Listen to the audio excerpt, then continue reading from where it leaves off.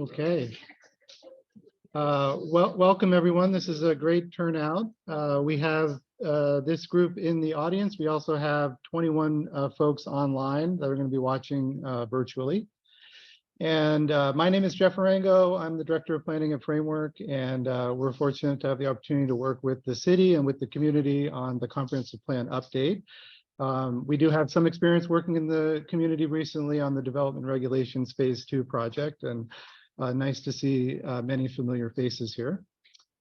This is the kickoff event for what we're calling the Planning Summit, which I'll go through in a couple of minutes. But first, I'd like to go through just a couple of logistics. So we're going to give a brief presentation, but then there's going to be some opportunities for input and dialogue, which is really what the engagement events are about. So if you have a smartphone with you or you're at home on a computer, you go to slido.com, just type that into your phone and enter that little code there. Or if you can somehow use the QR code, you're welcome to do that too. And what that's going to do is it's going to bring the in-person audience and the virtual audience together. And it's going to allow you to answer some questions later on. And we'll be able to see the answers on the screen from both those in the room and those that are attending virtually. And it's also a way to ask questions. So if you have questions during the presentation and you'd like to put it in there, go for it. You can also upvote other people's questions, so it goes to the top of the list. So when we get to Q&A, we'll be able to take some questions. We'll also have perhaps some opportunity for some people to voice their questions, both online and those that are attending virtually. So that'll be kind of the second half of the meeting. And we'll take a moment when we get to that part to make sure everyone's set up as well. All right, so let's move on. So again, this is the kickoff meeting for the Planning Summit, which will be over the next couple of weeks. There are 5 events planned. The first is a kickoff, which is a shorter event, but really just to sort of orient people to the planning process. And then we'll have 4 events over the next 2 weeks on specific topics, including visioning, housing, mixed-use centers, which are the commercial areas outside of the town center, and then transportation. So hopefully we'll see many of you attend those events as well. So now we have a great little video that Evan Fisher put together on what is a comprehensive plan. It may be a little bit difficult to read in the room, but it is posted on the project website. So I'm just going to play the short video and then we'll move on. And I think if you're online, you should be able to see this as well. It's also on the city's YouTube page.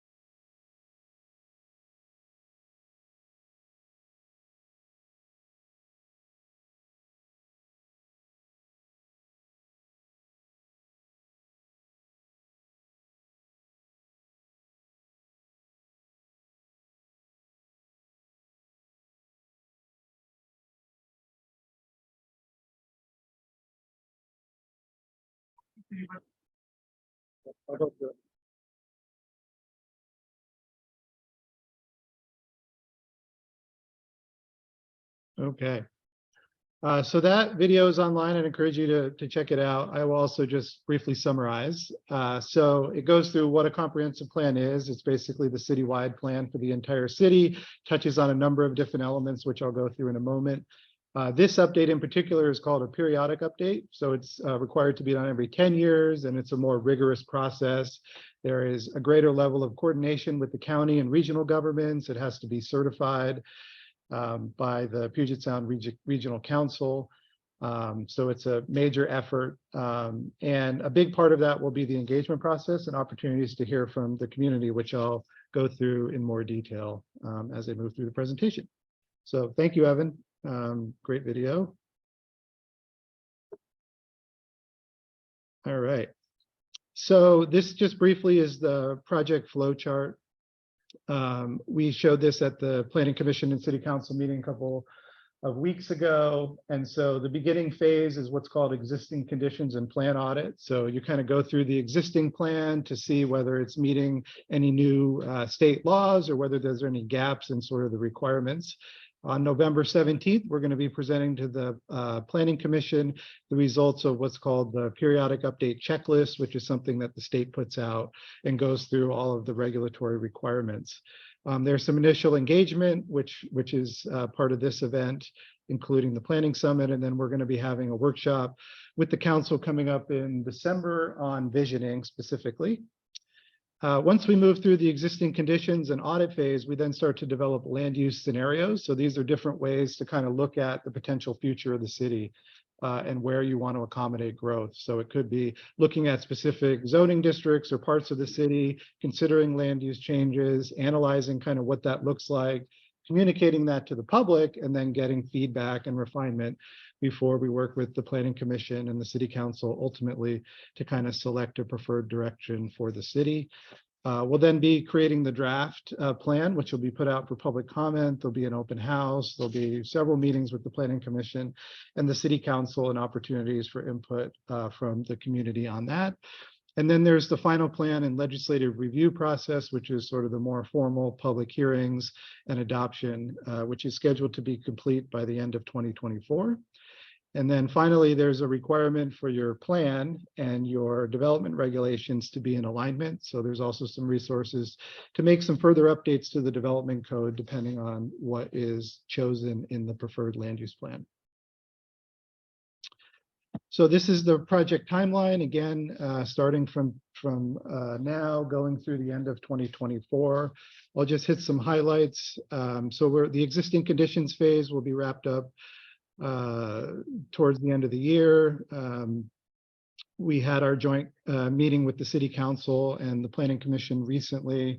We're now in the planning summit phase. We're going to be hosting some focus groups and meeting with some community organizations. So if you're interested in participating in a focus group, we'd love to hear from you, and we'll have our contact information at the end of the presentation, and our contact information is also on the project website. And then again, we move into the land use scenarios, the draft plan phase. We'll be having some pop-up events, so perhaps attending some community events to conduct outreach, places where there's already people gathering. The draft plan will be in late summer 2023. We'll have an open house in the fall, and then move into sort of a series of meetings with the Planning Commission and City Council, which will all be public and available for the community to attend. So what is a comprehensive plan? Again, it's a citywide plan for Sammamish. It's for a 20-year period, and it includes all of the elements that are listed here. So the land use element is really the foundation of the planning, the comprehensive plan, and all of the other elements sort of support that. Land use addresses, what types of uses, whether it's housing or commercial, at what levels of density and intensity occur within the city. The parks and open space element, which is going to be part of a parallel effort led by the Parks Department.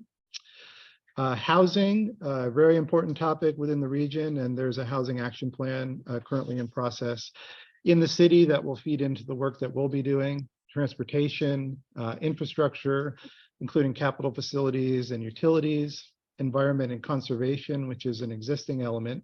And then there are two new elements that have been funded as part of this effort: a climate change element, which will be informed by the greenhouse gas reduction strategy, and the climate action plan, which is currently just kicked off. And there was a recent meeting with the Planning Commission on that topic. And then an economic development element, which will be the first for the city. Those two are optional elements under the state, but the City Council has decided to move forward with those. And for all of those elements, there'll be a policy review component and then some follow-up work on the development code. So why is the comprehensive plan important for sort of the citizens? It impacts housing choices, and particularly as those may change over time for individuals. Your transportation options, commuting to work or working from home, may have already impacted those in recent years, but certainly transportation is a core element. Parks and recreation facilities and programming, what activities are available, what types of parks are there, how do we protect natural resources, how do we reduce climate impacts, support sustainable development, the local economy, local businesses, access to amenities and commercial areas, infrastructure investments, and finally, water quality and fish habitat. And these are all topics I know are important to the community because of past efforts and engagement activities that the city has undergone. So that's just, I think, high level, but really the comprehensive plan has a very large impact on the way Sammamish will develop and the experience of residents and visitors. So just real briefly, we have some information on the website, just some basic kind of background and demographics. And as you all understand, we've been experiencing rapid change in recent years as a result of the pandemic and other factors. Sammamish has grown to about 65 to 70,000 people. Median age is just under 40. Median household income around $181,000. I won't go through all of these, but this is just a snapshot of the community profile that we have posted on the website, and I'll give a little bit of orientation on that as I move through the presentation. So again, the land use element, I just wanted to touch on briefly. Again, this is the foundation of the comprehensive plan. It's kind of the first element that we'll start working with and looking at scenarios. So this is the current zoning map. The yellow indicates primarily residentially zoned land. I think it's something like 94% of the city is residentially zoned, mostly in single family zoning at a variety of densities. The darker kind of purple and reddish areas you can see there along 228th and some of the other arterials are the commercial, or what we're calling the mixed use centers. Those do currently allow some measure of housing, but very little has been developed actually within those zones. The town center area as well, but again, primarily residential. And so again, this provides an opportunity to kind of relook at the land use plan for the city, take comments from the community, and develop some options that we may want to test as part of the alternatives, and then a process to select a preferred alternative. So the Growth Management Act, I'm sure many of you are familiar with, but is a statewide mandate for local planning, including keeping your comprehensive plan update. There have been some fairly significant changes to state legislation that will impact our work on the comp plan. Requires more work to be done in faster growing urban areas, but it does provide local decision making on certain aspects of it. Public participation is required, so each city has to have a public participation plan. You have to engage the community early and often, and I think the city has definitely committed to a robust engagement process as part of this effort. Vision 2050 is the regional plan by the Puget Sound Regional Council. And they have an obligation to review and certify local comprehensive plans. They have their own regional plan called Vision 2050. There are also countywide planning policies from King County, which also come into play, and something that we'll have to be able to demonstrate consistency with.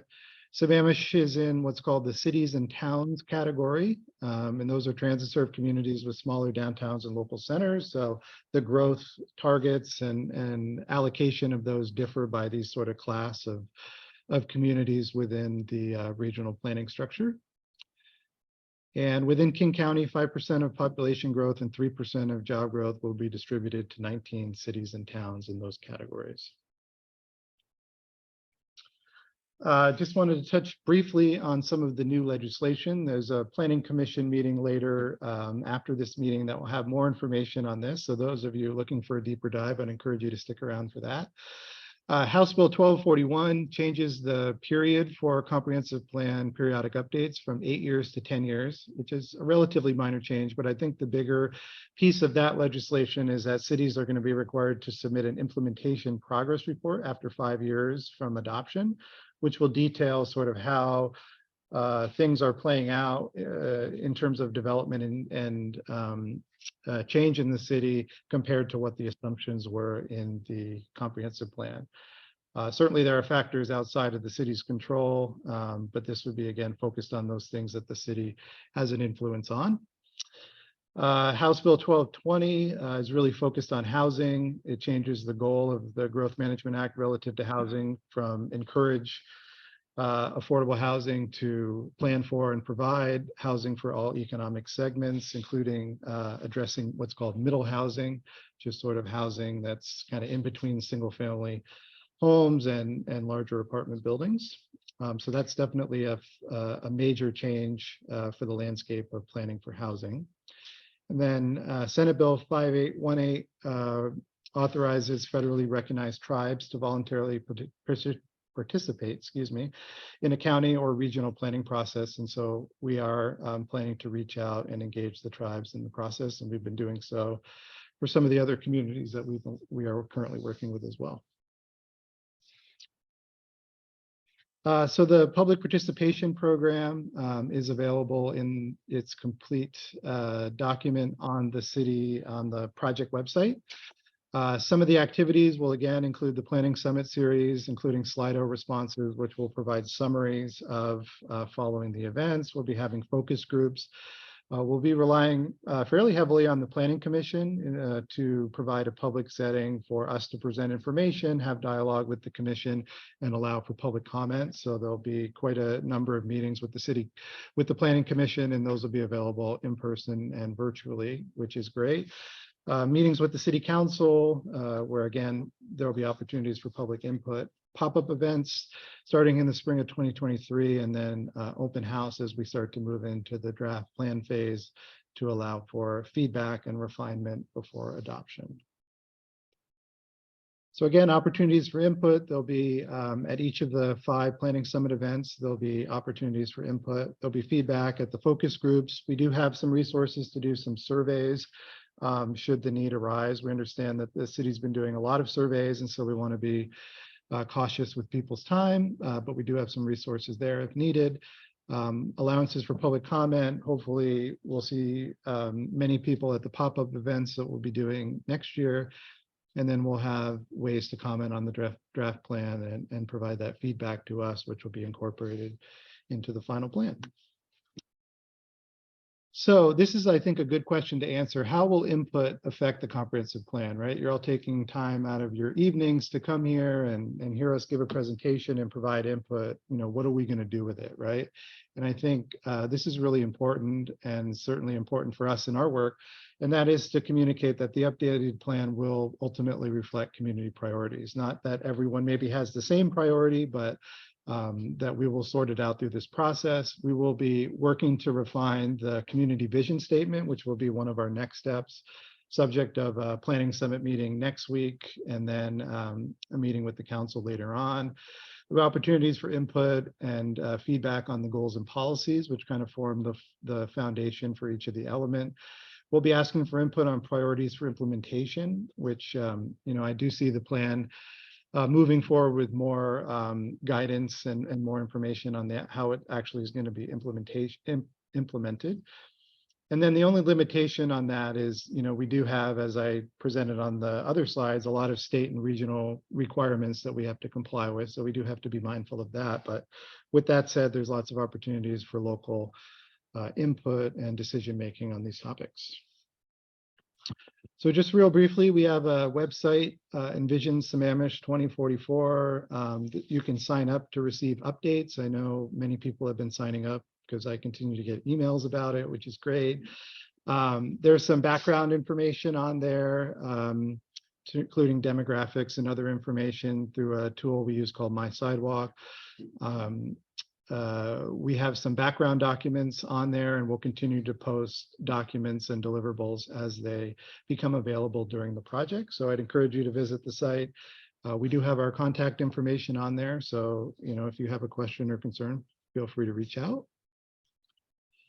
There is a page called Project Updates, which is essentially a blog. So we will be posting there at different points in the project to provide updates. There's information on, so this is the profiles through My Sidewalk, which has background information on different topics and a timeline of the city's history. There is an engagement plan, engagement page where you can, for example, register for the Planning Summit events, but this will be updated as more events become available, like future Planning Commission meetings and City Council meetings. So the community will know where we will be present and available to see content and provide input. And then the city has a couple of social media accounts on Instagram and Facebook that I would encourage you to also follow. And we'll be posting more information about the comprehensive plan update as it unfolds. And there is my contact information, Evan's contact information, and we also have some custom email addresses for the website that you can use to ask informational questions or to submit comments, and those will be compiled through the city. Okay, so now is the time to go into the Slido polling, and then following that, we will get into some Q&A and have opportunities for people to ask questions. So let me switch my screen here.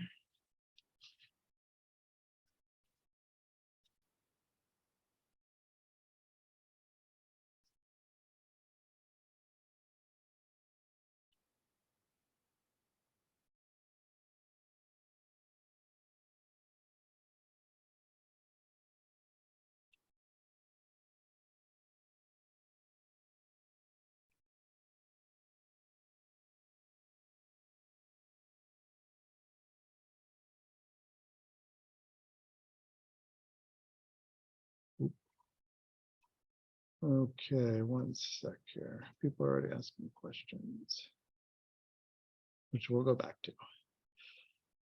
Okay. Is everyone on the site? We're gonna.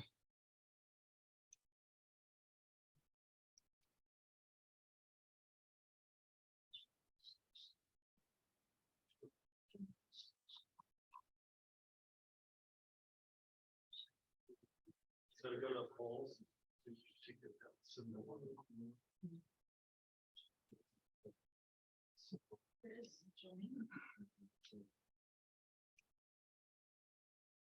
oh, these are popular ideas. Hold on.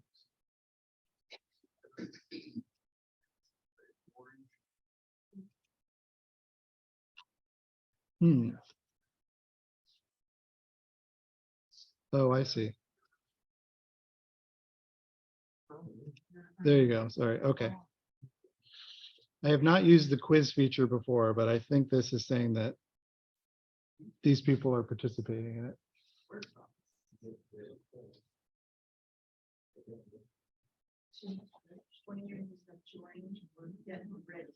What's that? Okay, so let's see. Oh, there we go. Figure it out. Okay, so here's the question. What year did Sammamish officially become a city?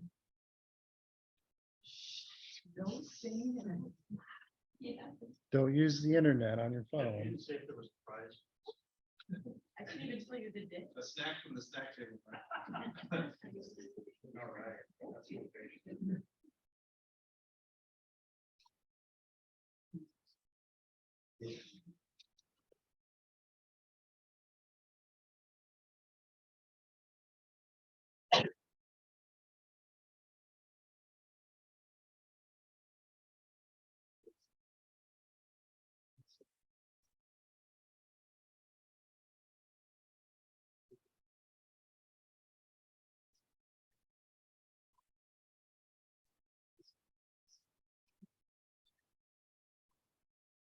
Everyone answer?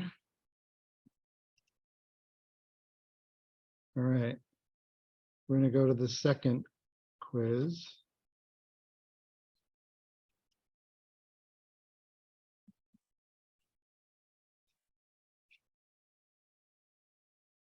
The second quiz, the adoption of the comprehensive plan in 2024 will coincide with which anniversary of the city?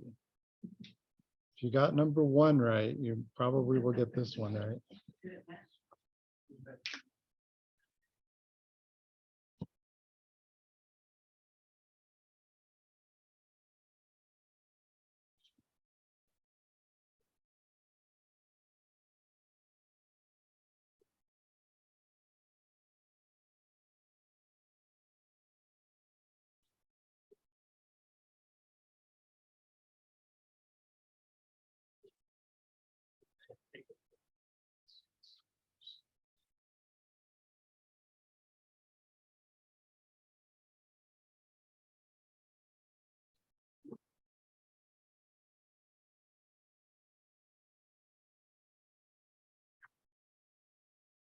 Everyone have enough time?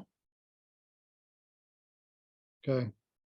Anyone want to say what the answer is to the first one?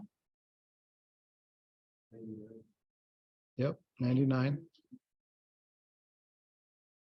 The second one? Yep. Pretty easy, but fun icebreaker. Okay, now we're going to get into some actual questions. So this next one is I believe is a word cloud. It's asking you, what do you love most about Sammamish? And as you respond, the answers will show up.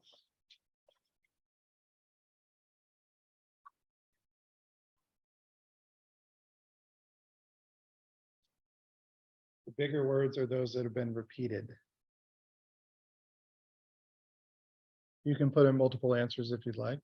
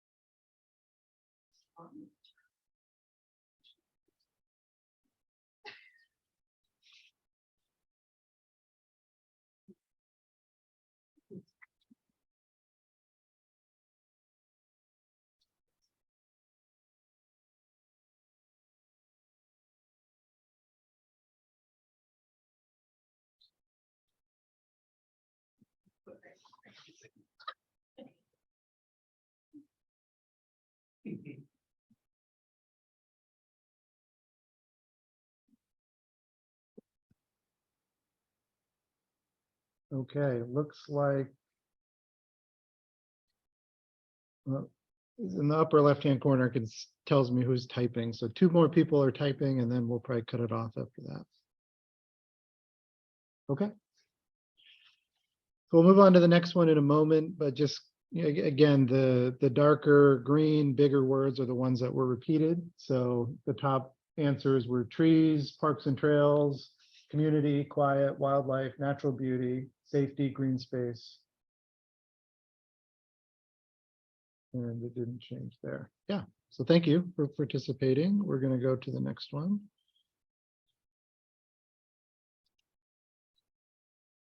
What do you think is the biggest challenge facing Sammamish? And again, it's a word cloud question.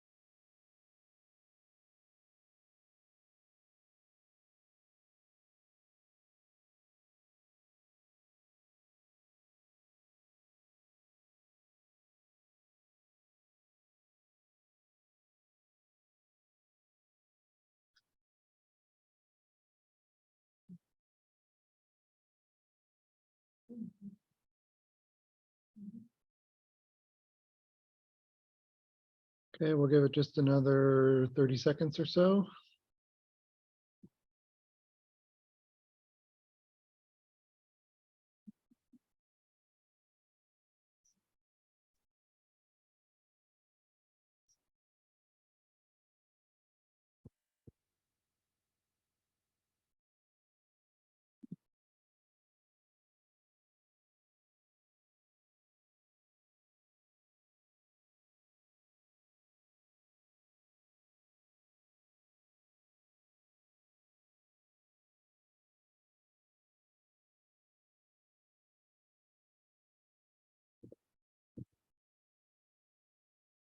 Okay, so the top results, affordability, growth, and traffic. And when we produce the engagement report, it'll have more information on how many people said which things. So, all right, we're gonna go to the next one. So one of the things I like to think about in planning is sort of what do you want to see preserved in your community versus what you might want to see change. So for this one, we're asking if you had to pick one thing that you wanted to see preserved in Sammamish, what would it be? Understanding there's probably more than one, but if you had to pick a top one, what would it be? This is open text.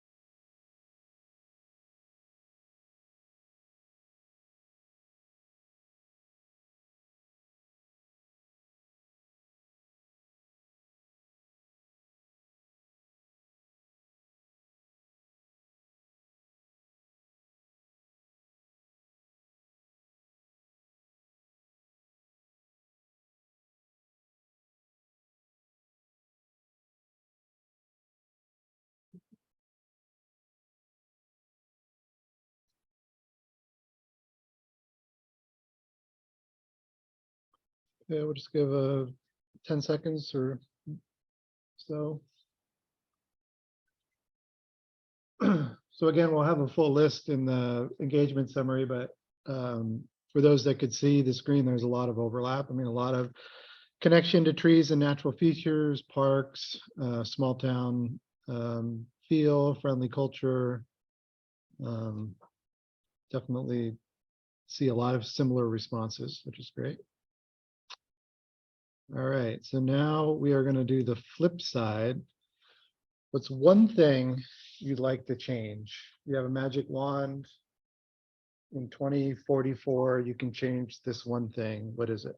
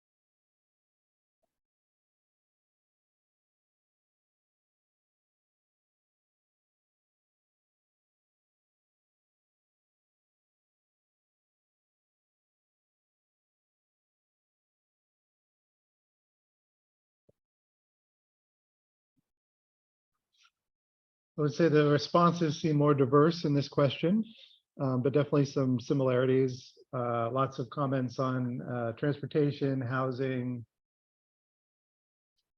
preservation of natural features, internet service. So I mentioned a few times.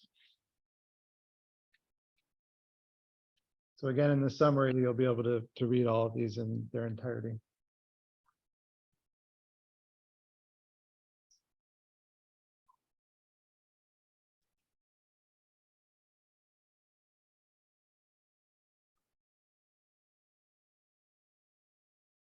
And we'll give it just 15 more seconds.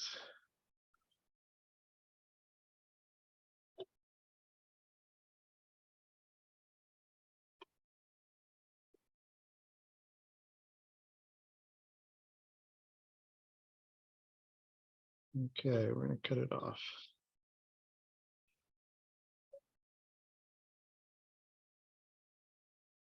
Okay. So that is the end of the polling for this evening. Hopefully you enjoyed that. It's just a fun way that we frequently use to kind of have community conversations and people to be able to hear other people's thoughts and ideas. And so look for the summary of that. And thank you for participating at each of the upcoming Planning Summit events. We'll also have some polling exercises as well. So we have about a little less than 20 minutes left. And so we can go to some questions. We have some questions that people have submitted through Slido, but before we get to those, why don't we give an opportunity for anyone in the audience to ask a question? And we have representatives from city staff here as well that may be able to help answer questions as well.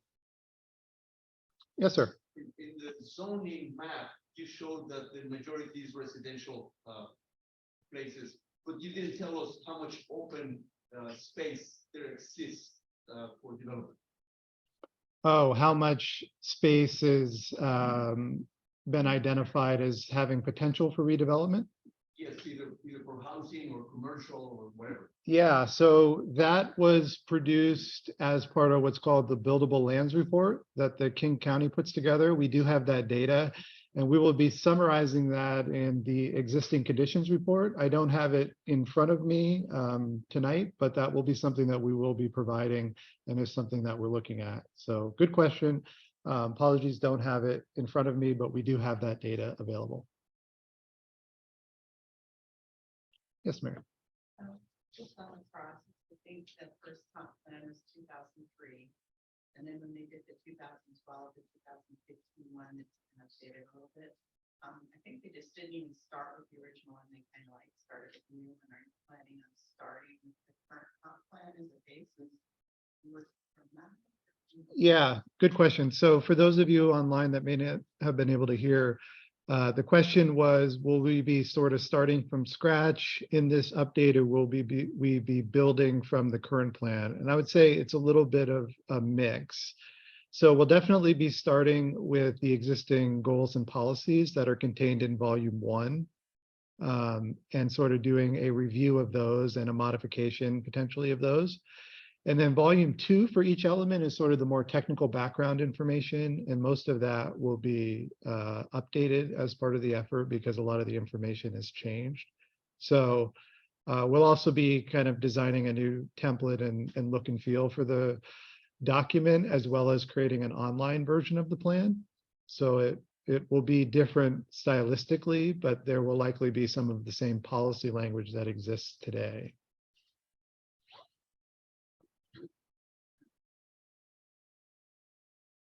Yes, sir. I know this idea of climate change is new to this process. What can you tell us about why that's there and what you think we accomplished in that section compared to all the other sections?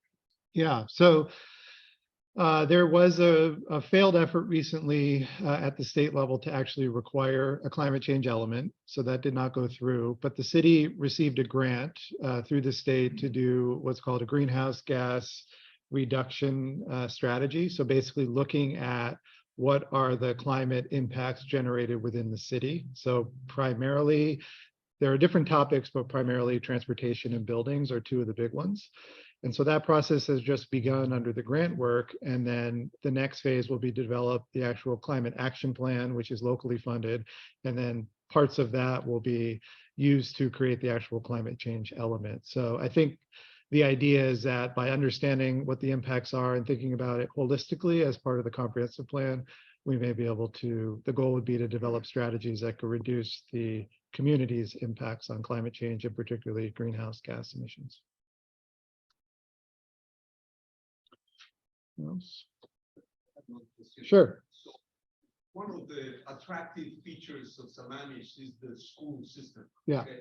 I'm recognizing that schools are kind of independent, but would the plan be try to maybe collaborate with the school system to look at ways how we can improve that?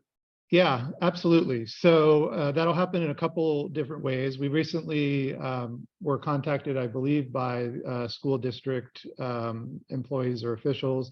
So we'll be engaging with them on that level. And then we do plan to do some additional outreach directly with the schools themselves. So classes or events to meet with students and get their input. So yes, we will be collaborating with them throughout the process. Yes, sir. Your plan include any assessment of the light rail that's going to be coming across the lake and the effects that might have? In terms of, yeah. In terms of, well, let's say, the homeless issue, where you could have a lot more people showing up, in this there that will, migrate their way here into Sammamish. Well, there is a separate team with the Public Works Department that'll be working on the transportation element. So they may consider changes to, say, commuting if people start using light rail, but I'm not sure the extent to which they'll look at changes in populations as a result of it. Yes, ma'am. In recent years, there's been meetings and surveys and plans on things like transportation, planning like road development and other things. How does all of the stuff that's been decided on in past years but not yet implemented going to be affected by all the new comprehensive? How does it tie in? Yeah, good question. So for those online, the question was, how does the past planning efforts regarding transportation and specific projects, or how are they impacted by the comprehensive plan? So again, there's a team through Public Works and a consultant that'll be leading the transportation element. And when we get to the land use alternatives phase, so looking at different levels of growth or development in different parts of the city, there will be an analysis of that from a transportation perspective. That analysis, based on whatever the selected preferred alternative, will feed into the transportation improvement plan. That may include many of the same projects that are already on the city's transportation plan, but there would likely be some refinement. And basically, the city has to demonstrate that it can provide an adequate transportation system to be able to serve development that's anticipated on the land use plan. So basically, it's an integration with past efforts and also some updating based on any land use changes that will be made in the city. And at this point, we don't know, how extensive, those will be. I think part of that will depend on the input that we get and other parts of the process. So are those plans, they're evidently not being scrapped. Yeah, we're not starting from scratch. Are they still going to be continued? I think for the most part, typically what we would find is a lot of the project would carry forward because they address the same issues that will come up as part of the preferred land use alternative. But again, there could be some refinement. There could be, input from the public that they prefer more, spending on a certain type of transportation or access or facility. So that may shape it. And then there's also, of course, the technical piece that deals with traffic circulation and mobility and access to transit and things like that. So the city had some fairly extensive public meetings in person with, boards and diagrams and discussion. And Yes. Explanations and experts there. Are they going to do that again before making any changes? Yes, there will be. There'll be, we went through a list of the meetings that we'll be doing. There'll likely be parallel efforts as part of the transportation element. But yes, absolutely, there will be full transparency and opportunities for the community to understand the information and provide input. Yeah, definitely. Okay. Yeah, sure. So I saw you kind of skip over the investment bullet that you have on the screen. And I'm just wondering, are you anticipating that the investment is going to be made through real estate valuation and the taxes that are incurred from that? Or are there going to be additional taxes that are going to be imposed to be able to invest on this plan? Yeah, I mean, it's a good question. I would say that's not really our focus. We wouldn't typically get into new sources of tax revenues. Where the most analysis happens on the finance side is for the capital facilities plan. So if you have a preferred land use plan and you identify certain infrastructure improvements that would have to happen to serve that, some of those can happen as part of development, as developers put in projects and have to do improvements. But the other pieces of that would have to be funded through the city's capital facilities program. And so that would basically look at existing funding sources, outside grants, and we do have to demonstrate for the first 6-year period that we can finance that.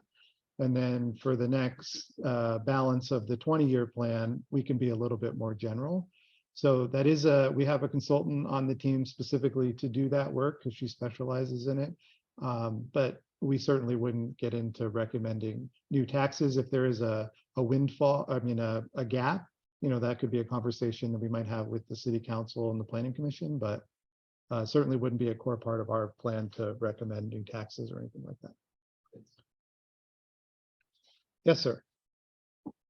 Does the climate change element take into consideration the possibility of flora and fauna that are now considered native no longer being viable here?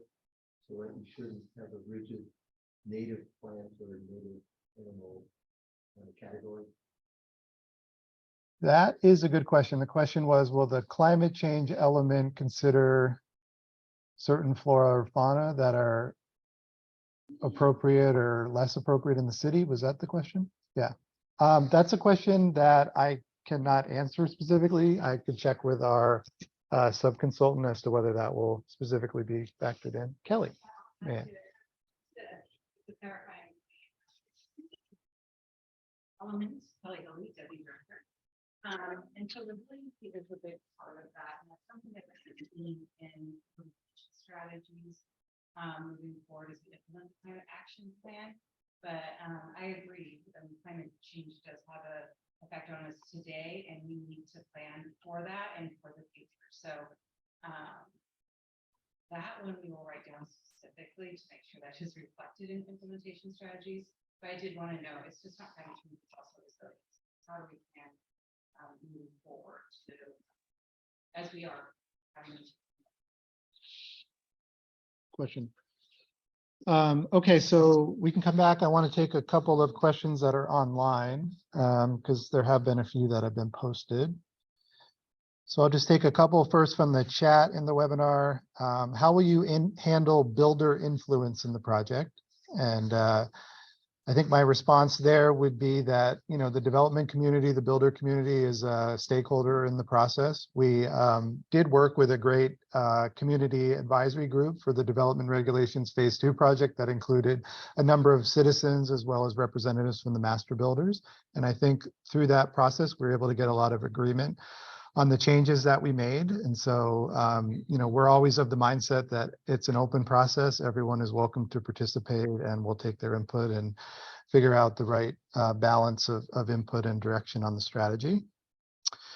Next question is a really good one. How will you get input from people who work in Sammamish but cannot afford to live in Sammamish? And so we've actually been just talking about this the other day for the economic development element. We do plan to engage with the local business community. And I think through that process, we would look to engage employees that work in Sammamish, including presumably some that work here but do not live here. All right, and there's a few more. Plan does not mention crime prevention. Will the plan consider it? I think, we get asked this question a lot. We do a lot of downtown plans, and this has unfortunately become a bigger issue.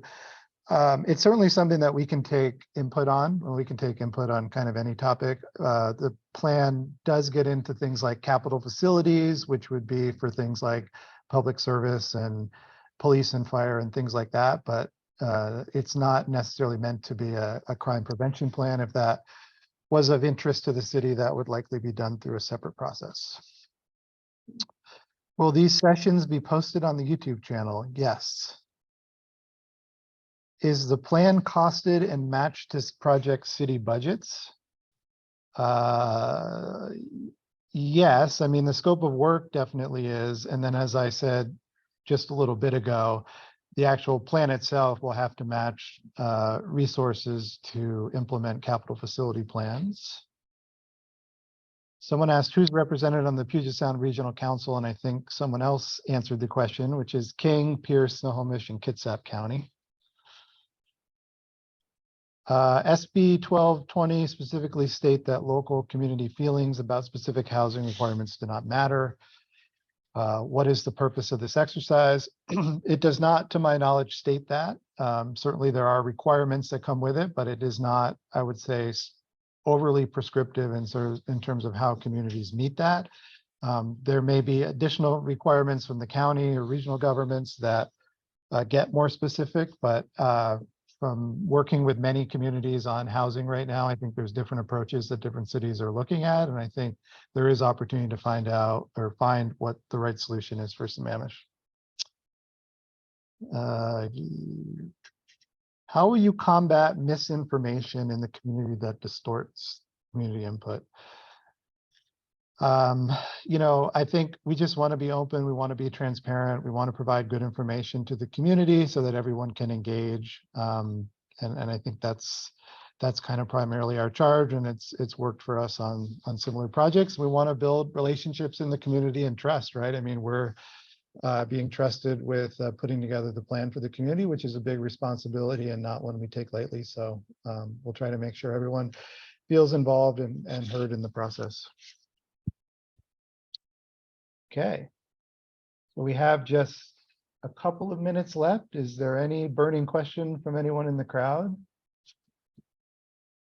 Yes. I have a question that I found one really interesting. The Issaquah School District has built and is still building schools, and I feel like the city is hostage to them. It doesn't affect me, but there's a backup of traffic at most of these schools when people drop off their kids and Right. pick up their kids. Does the city of Sammamish have any clout in insisting enforcing the school district to create, when they're building these things, or even if they're after they're built, to create enough access to the schools so that this lineup of moms, you know, isn't tying up traffic for 2 miles? Or we just, you know, are we helpless in that situation? Well, certainly there, for any school built in Sammamish, there is a approval process that happens, and, you know, transportation and the design of the site itself in terms of queuing is certainly something that could be looked at. Does the school district have to adhere to any of the city's ordinances, though? Well, they do, yes, they do have to adhere to all of the ordinances in terms of the design, but having some experience working with local cities, sometimes the conditions around access and demand on transportation for schools can change over time and can result in more traffic and more queuing as a result of more people driving their kids to school. Yes, they do have to follow the rules and regulations, absolutely. I don't know the specifics of the case that you're talking about, but I have seen it become an issue as conditions change over time and people choose to, you know, commute that way with their kids.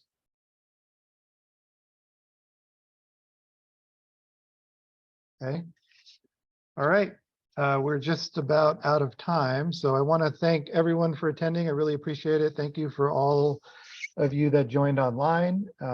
Look for the copy of the video, which will be posted on the website. We'll also have an engagement report so you can do a deeper dive into the Slido polling information. And just thanks a lot, and hope to see you again at future events.